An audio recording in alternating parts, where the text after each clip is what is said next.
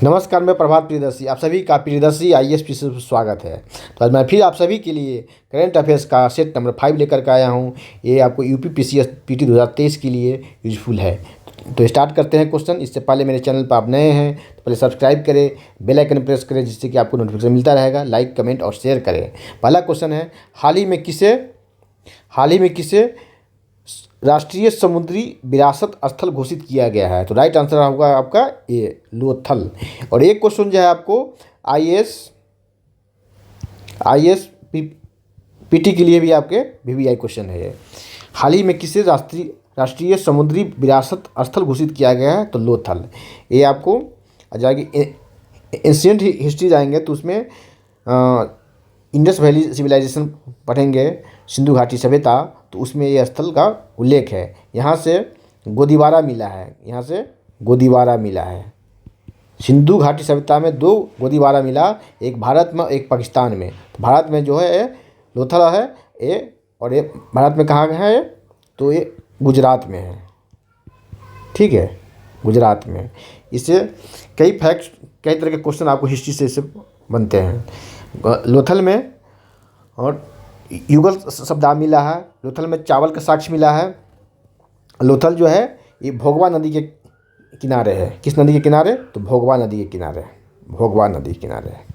ठीक है, तो आपको एक करेंट में है, चर्चा में है। ठीक है, तो आपको हिस्ट्री से भी जोड़ के क्वेश्चन यहाँ से पूछा जा सकता है इंडस वैली सिविलाइजेशन से कि लोथल जो है किस नदी के किनारे? तो भोगवा नदी के किनारे है। लोथल कहाँ है? तो गुजरात में है। भारत में गोदीबारा कहाँ मिला था? सिंधु घाटी सभ्यता में, तो लोथल में मिला था। ठीक है, आगे बढ़ते हैं। चलिए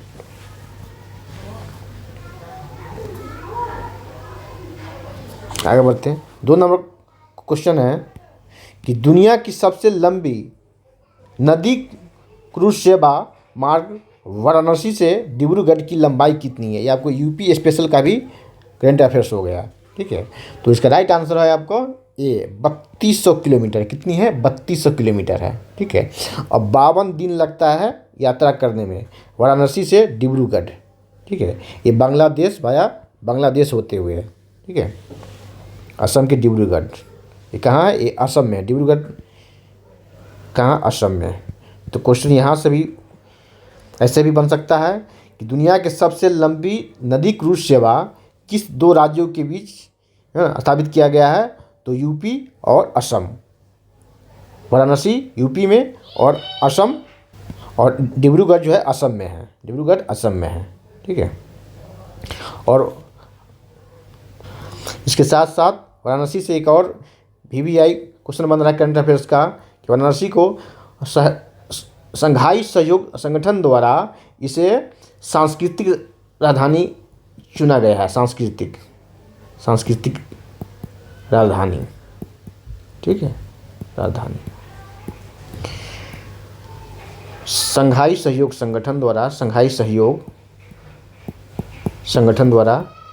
इसे सांस्कृतिक राजधानी घोषित किया गया है। किसे? तो वाराणसी को, पीएम के लोकसभा क्षेत्र को।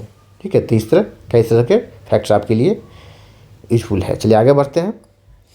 तीसरा क्वेश्चन है, नाथ प्रभु केम्पेगौड़ा की 108 फीट ऊंची प्रतिमा कहाँ स्थापित किया गया है? तो राइट आंसर होगा आपका ये बेंगलुरु। कहाँ? बेंगलुरु में। केम्पेगौड़ा एयरपोर्ट भी वहाँ पर बनाया जा रहा है। चलिए 4 नंबर है, देश की पहली हाइड्रोजन फ्यूल सेल कहाँ? तो राइट आंसर होगा आपका 4 का सी, पुणे में। देश की पहली हाइड्रोजन फ्यूल सेल बस कहाँ लॉन्च किया गया है? देश की पहली हाइड्रोजन फ्यूल सेल बस, हाइड्रोजन से चलने वाली बस कहाँ? तो पुणे में लॉन्च किया गया है। ये नितिन गडकरी के द्वारा लॉन्च किया गया है। 5 नंबर है, देश का हर घर जल जिला घोषित किया गया है। देश का पहला हर घर जल जिला घोषित किया गया है। तो राइट आंसर होगा इसका आपका ए, बुरहानपुर। ये कहाँ है? तो ये एमपी में है, मध्य प्रदेश में है। 6ठा नंबर देखें। 6ठा नंबर है कि नामसाई घोषणा किन 2 राज्यों से संबंधित है? नामसाई घोषणा। राइट आंसर होगा आपका बी, असम और अरुणाचल प्रदेश के बीच ये समझौता संबंधी थे। तो समझौता क्यों हुआ, इसका कारण क्या था, विवाद क्या था, तो सीमा विवाद था। क्या था, सीमा विवाद। दोनों राज्यों के बीच क्या था, सीमा विवाद था। सीमा विवाद, ठीक है, दोनों राज्यों के बीच सीमा विवाद था। सीमा विवाद, ठीक है, दोनों राज्यों के बीच सीमा विवाद था। चलिए आगे बढ़ते हैं। 7 नंबर है, हाल ही में देश का 32वां हाथी रिजर्व घोषित किया गया है। तो राइट आंसर होगा इस 7 का ए, अगस्तमलाई। अगस्तमलाई तो कहाँ, किस राज्य में है, तो तमिलनाडु में है। तमिलनाडु में, तमिलनाडु में, ये तमिलनाडु में है। और ये तमिलनाडु का 5वां है, 5th है, और देश का 32वां है, ठीक है। इस तरह के क्वेश्चन आपके आने की संभावना ज़्यादा है, क्योंकि चर्चा में है, ठीक है, तो परीक्षा में आने की संभावना ज़्यादा है। सेशन कैसा लग रहा है, क्वेश्चन कैसा लग रहा है आप लोग को, कमेंट सेक्शन में आके कमेंट करें। और चैनल पर नए हैं तो पहले सब्सक्राइब करें, बेल आइकन प्रेस करें, लाइक कमेंट और शेयर करें। 8वां क्वेश्चन है कि भारत का पहला वन विश्वविद्यालय कहाँ स्थापित हुआ है। वन विश्वविद्यालय, तो राइट आंसर होगा आपका सी, तेलंगाना में, ठीक है, तेलंगाना में। हरियाणा में सबसे कम वन है, तो वहाँ तो होगा नहीं, कहाँ हुआ, तेलंगाना में, ठीक है। तो क्या है, ये ध्यान दिया, भारत का पहला है, भारत का पहला है। तो दुनिया का कौन सा है, दुनिया का तीसरा है, दुनिया का ये तीसरा है, दुनिया का 3rd है। तो दुनिया का पहला और दूसरा कहाँ है, दुनिया का फर्स्ट कहाँ, रूस में है, रूस में है। और सेकेंड जो है ये चीन में है, ठीक है। और वन विश्वविद्यालय, इस तरह का वन विश्वविद्यालय भारत में पहला और दुनिया का तीसरा है। दुनिया का पहला रूस में है और दूसरा जो है चीन में है, ठीक है। आगे बढ़ते हैं। इससे जब वन की बात आ रही है, देखें यहाँ वन, मध्य प्रदेश में सर्वाधिक वन क्षेत्र है, सर्वाधिक वन क्षेत्र, सर्वाधिक वन क्षेत्र है, ठीक है। और मेघालय में सर्वाधिक वन प्रतिशत है। यहाँ देखिए, यहाँ वन क्षेत्रफल सर्वाधिक जो है मध्य प्रदेश में है। जब वन प्रतिशत की बात आएगी कि सर्वाधिक वन प्रतिशत किस राज्य में है, तो मेघालय में सर्वाधिक वन प्रतिशत, सर्वाधिक वन प्रतिशत वन कहाँ है, मेघालय में। और सबसे कम वन जो है हरियाणा में, सबसे कम वन क्षेत्रफल हरियाणा में, सबसे कम वन, ठीक है। आगे बढ़ते हैं, चलिए 9 नंबर देखिए। 9 नंबर है कि भारत की पहली नाइट डार्क स्काई सेंचुरी स्थापित हुई है। नाइट स्काई सेंचुरी रहेगा या डार्क स्काई सेंचुरी, कहाँ स्थापित हुई, राइट आंसर होगा आपको ए, लद्दाख में। और लद्दाख में कहाँ, थे हेनले क्षेत्र में, क्या है, हेनले क्षेत्र, ठीक है। अब क्वेश्चन पूछने का कुछ नेचर चेंज किया है कि अंदर जाकर भी क्वेश्चन पूछा आता है। लद्दाख में तो जान रहे हैं, तो लद्दाख में कहाँ, पर्टिकुलर क्षेत्र के बारे में पूछा जाएगा, प्लेस के बारे में कहाँ, तो लद्दाख के हेनले में, कहाँ, तो हेनले क्षेत्र में। चलिए आगे बढ़ते हैं। 10 नंबर है, हाल ही में वर्ल्ड ग्रीन सिटी अवार्ड 2022 किससे प्रदान किया गया। वर्ल्ड ग्रीन सिटी अवार्ड, क्या है, वर्ल्ड ग्रीन सिटी अवार्ड, देखिए, तो राइट आंसर होगा आपका बी, हैदराबाद, ठीक है। और ये क्या है, इंदौर को तो एक इसे मिला है clean city award, a clean city award, ठीक है। सबसे स्वच्छ शहर भारत का तो इंदौर है, लेकिन वर्ल्ड ग्रीन, ये है ग्रीन, वर्ल्ड ग्रीन। देखिए इसमें आप लोग कन्फ्यूजन करेंगे, आपको इंदौर का ऑप्शन पहले दे देगा ए ऑप्शन में, देखते ही मानेंगे इंदौर गलत होगा। यहाँ पूछा जा रहा है green, world green city award 2022, तो हैदराबाद को मिला है, हैदराबाद के, कहाँ, तेलंगाना में है। चलिए आगे बढ़ते हैं। 11 नंबर देखें, global partnership of the artificial intelligence के दूसरे अध्यक्ष कौन हैं। Artificial intelligence IR,